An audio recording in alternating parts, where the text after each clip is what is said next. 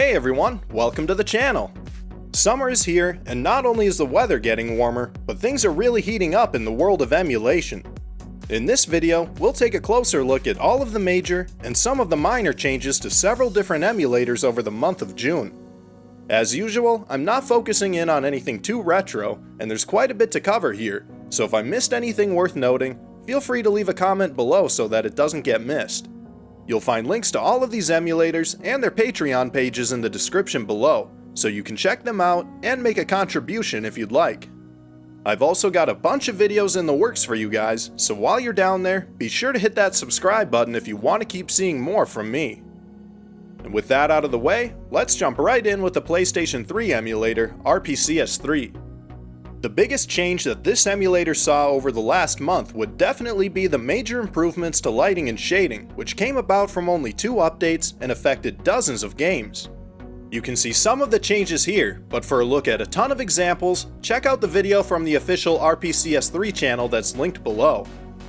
A third, much more minor update also fixed lighting and shadows in a few more games such as Gundam Extreme vs. Full Boost and Puppeteer. Along with these graphical improvements, a device lost error was fixed in Shadow of the Colossus as well as Gran Turismo 5, which makes this game slightly more stable, although it's still more of a desync simulator than a driving simulator. Even if it is still unstable, it's looking a bit better after a couple of updates which have fixed the transparent cars at the beginning of a race and the improper scaling of spectators at higher resolutions. And continuing the trend of graphical improvements, the striped patches have been eliminated from the tracks in Motorstorm, although issues with performance and stability keep this game from being considered playable for now. Stability has improved in a few games such as Resistance Fall of Man and Heavenly Sword thanks to an update which improves surface cache resource management. This update has allowed Heavenly Sword to become playable, but it has been reported to use up to 3 GB of VRAM even after this change. So just keep that in mind if your GPU doesn't have much memory to spare. Some updates to register decoding have fixed crashes in games such as Borderlands the pre-sequel and Armored Core 4, the latter of which can now progress past the tutorial if right color buffers is disabled, although this does result in some glitched out textures on your AC. RPCS3 also got a handful of audio improvements throughout June, including a fix for loud volume in some games on both the X audio and F audio backends. Another big change to RPCS3 was the addition of a patch manager, which makes it much easier to toggle patches on and off than before. If you want to learn more about how to use this feature, check out my video that covers it in more detail, which is linked below. On top of all of this, there were a ton of small additions, bug fixes, and optimizations throughout the month, as well as some work on improving a core feature of this emulator, which we'll hopefully see in the near future. Looking at the previous generation, the PlayStation 2 emulator PCSX2 has also seen some more progress in its development builds throughout June, including the addition of quite a few automatic game fixes. Among other things, this batch of game fixes resolved some graphical issues like the split screen and flashing characters in SOCOM Combined Assault, as well as the missing scores and UI in Hot Shots Tennis. It also fixed crashes in a few games such as Gretzky 05 and Freaky Flyers, although graphical issues and slowdowns are still keeping Freaky Flyers from being fully playable. Both of the hardware renderers also saw a bit of enhancement in June, such as some improvements to the detection of a texture shuffle effect. This allows the red filter to render properly over the pause menu of Devil May Cry 3, while also fixing a couple of issues in Onimusha 3, such as some missing shadows and the blur effect while picking up items. Some changes to sprite rendering have fixed the Kaioken effect in Dragon Ball Z Budokai Tenkaichi 2 and 3, although you'll need to set the texture offsets to 500 to fix the broken character outlines. And if those weren't enough graphical fixes, some updates to depth buffering have also resolved a few issues on both the hardware and software renderers, such as the black starting lights in F1 2004 and the missing notebook illustrations in Tomb Raider Angel of Darkness. Aside from these improvements, the developers have kept up the trend of cleaning up this emulator by removing things like game fixes and features that are no longer needed. While most of these changes won't be noticed by users, it puts this emulator in a much better position to add in fixes and features that are needed in the future.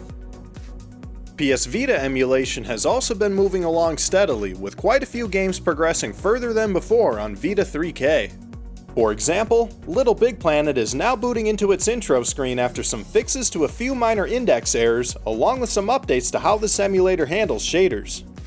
New Game The Challenge stage is also getting a bit further into its intro, while also looking quite a bit better after some texture fixes, although it too is still crashing before getting in-game. Umaru-chan and Attack on Titan are progressing a bit further as well as a side effect of some work done last month to get the libalt module working properly, although there's still some work that needs to be done to get them in-game.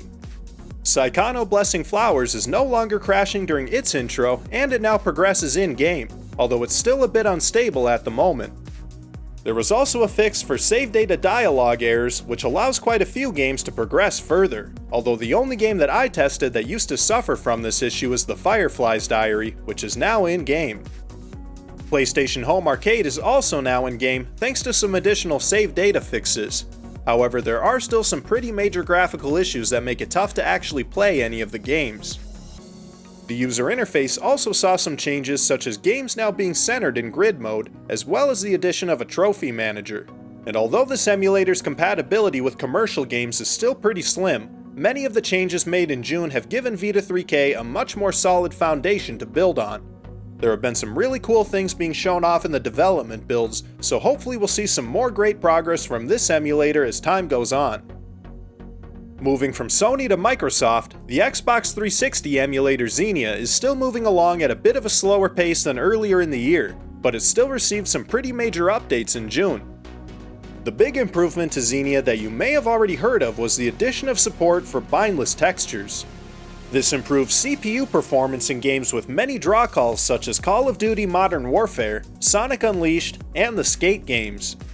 Some additional work on bindless resources, along with some MIP fixes, also resolved many of the broken textures in Skate 2 and a handful of other games.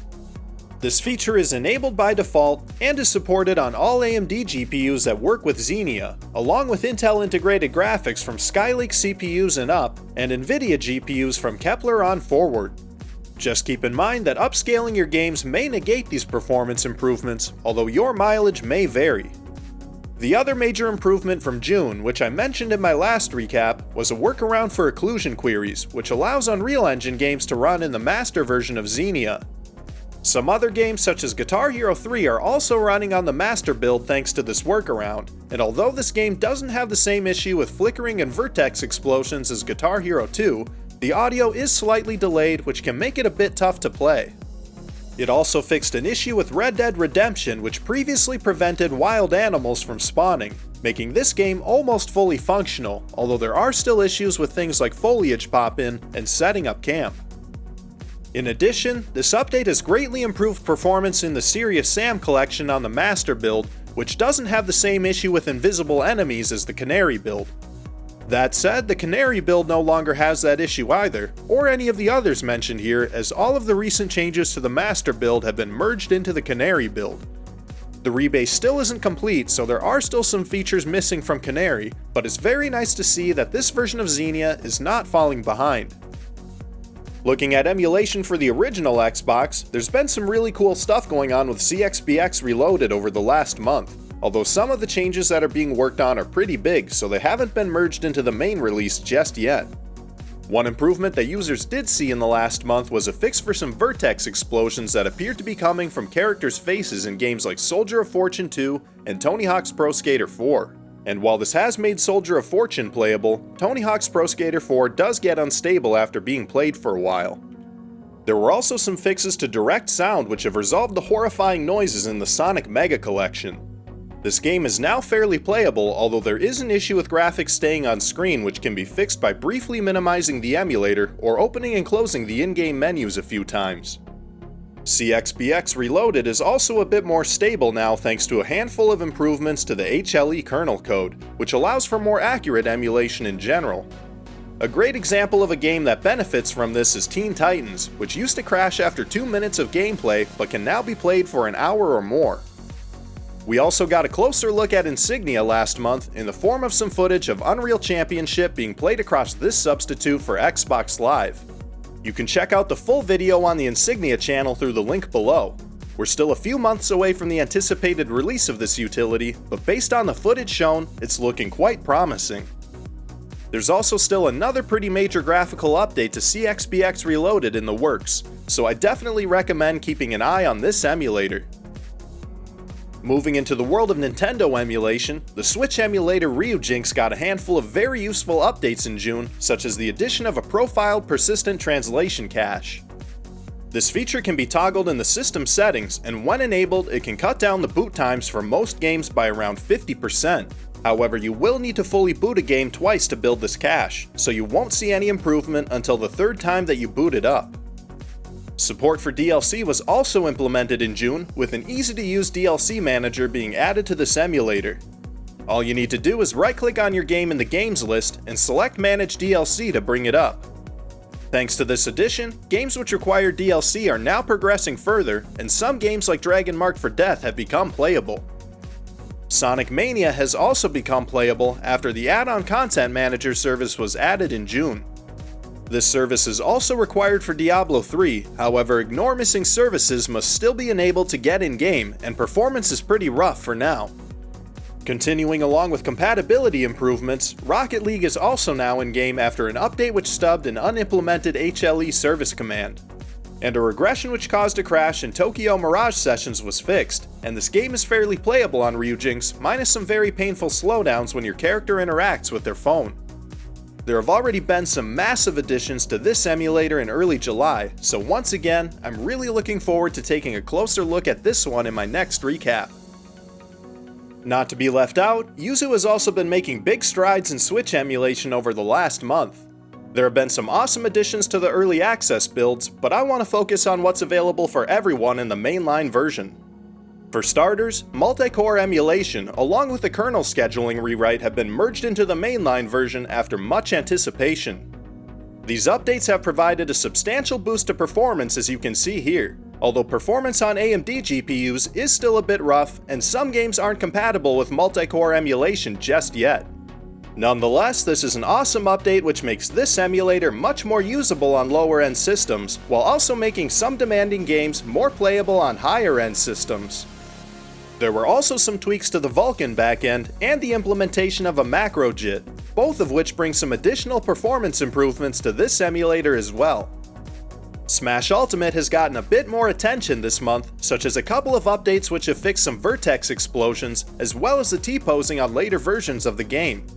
With these fixes, updates and DLC are now working properly in this game, so you can now enjoy even more stages and characters than before. The same update which resolved the T-posing in Smash has also fixed a crash in Animal Crossing New Horizons, and the remaining soft locks were resolved by some improvements to audio emulation, which also fixed the soft locks in Link's Awakening. The black flickering in Animal Crossing has also been eliminated in June by marking vertex buffers as dirty after a cache invalidation. Super Mario Odyssey also got a fix for the triangle glitch that was present in Lake and Ruined Kingdoms, as well as while taking damage. However, this has only been resolved on OpenGL for pre-touring NVIDIA GPUs.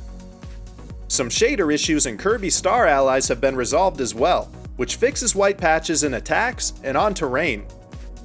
Some more work to shaders and textures has also fixed the rainbow effects in Unreal Engine games such as Bloodstained Ritual of the Night and Octopath Traveler.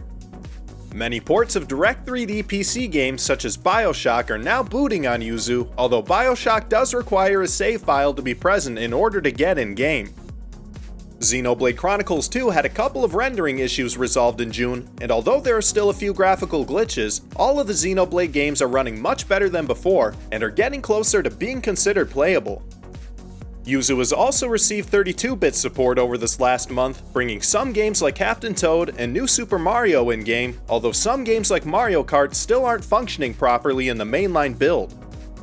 Along with all of these updates, Yuzu also saw a few changes to the UI, such as the removal of the non-functional internal resolution dropdown, the addition of more topics to the Help tab, and the implementation of a mute audio hotkey. It's also worth mentioning that shader caches were invalidated by some of last month's updates, so if you haven't used this emulator in a while, you will need to rebuild your cache. The Wii U emulator Cemu has seen its fair share of improvements in June as well, including a few that were focused on stability. For starters, shaders that fail to compile should no longer cause crashes while using the Vulkan backend, and a safeguard was added to prevent infinite loops and shaders on both backends, which should improve stability in New Super Mario Bros. U. There were also some stability improvements to the UI, such as a fix for freezing while checking for updates or using the file manager. The PictoBox mechanics in Wind Waker HD have been fixed in June as well, so it now registers the objects that are in photos, although extended texture readback must be enabled in the game profile. Projectiles such as Smash Balls should no longer be rendering behind the stage in Smash while using the Vulkan backend, and some updates to texture invalidation have fixed an issue in Breath of the Wild where terrain could become corrupt on both backends. There were also some improvements to audio emulation which should fix audio corruptions that could happen in a few games such as Paper Mario Color Splash. Compatibility has also improved slightly in the last month, as Game & Wario is now progressing further now that GX2GetLastFrame always returns a valid frame. You can also expect to see a few quality of life updates in Cemu, such as the ability to install base games to the MLC folder similarly to DLC, and RPX files without meta files will no longer cause the emulator to crash on boot. The Gamecube and Wii emulator Dolphin has also seen some cool additions in June, like the ability to adjust the field of view of the free look camera. While practical applications for this are a bit limited, this feature along with some additional camera control options allows for more exploration and finer tuning of the free look camera. This emulator also got support for WIA and RVZ disk image formats, which is very useful for saving space. Both formats can save a ton of space over the traditional ISO or WBFS formats, however RVZ offers lossless compression, making it very useful for preservation, and it's a bit more optimized than similar formats such as NKit, so things like increased loading times are not an issue with RVZ. This can also be useful for netplay, as these differences in loading times could prevent systems from connecting properly, as files are being modified at different times. Another issue with netplay was resolved by allowing users to disable SD card writes, which can help keep SD cards in sync across multiple systems. This is very useful for games like Brawl, as mods are stored on the SD card, and the slightest change on one user's system will prevent netplay from functioning. Speaking of online play, an XLink High broadband adapter was added to Dolphin in June, which communicates directly with the XLink client. This allows for LAN and online play in games like Mario Kart Double Dash with no need for a tap adapter, which can be fairly tedious to set up. You can find steps on how to set this feature up in the description below, but just keep in mind that you'll want a connection with a ping of around 60 milliseconds or less to maintain stability. And on top of all of this, there were also a couple of fixes to save states, which have resolved an issue with saving to the memory card after loading a save state. And rounding things out this time, we have the Nintendo DS emulator MelonDS. In fact, this is now officially a DSi emulator as well, as the DSi branch was merged into the master build in early June. It's also been reworked slightly so that fewer files are required in order for the emulator to run in DSi mode, so it's a bit more accessible than before. It is worth mentioning that save states, along with quite a few of the DSi's features, aren't implemented yet, so this is still fairly bare-bones DSi emulation, but it's a solid foundation to build on. For now, DSi enhanced games will more or less run in DS mode, or produce an error screen on boot. However, I was able to boot into all of the DSiWare that's installed on my NAND. Granted, some games like Zelda do have major graphical issues. Following the DSi branch, the JIT branch was merged in June as well, which offers a nice performance improvement to lower-end systems. You may notice some graphical glitches and instability while using this feature, but you can adjust the JIT block size in the settings, or turn it off entirely if you experience issues. All of these additions have been merged into the master branch of MelonDS, but there hasn't been an official stable release with these changes yet. You can find a link to an up-to-date version with these features in the description below, but you can also expect to see these changes in the upcoming version 0.9 release that will be posted on the MelonDS website. So that's what's been going on with these emulators over the month of June.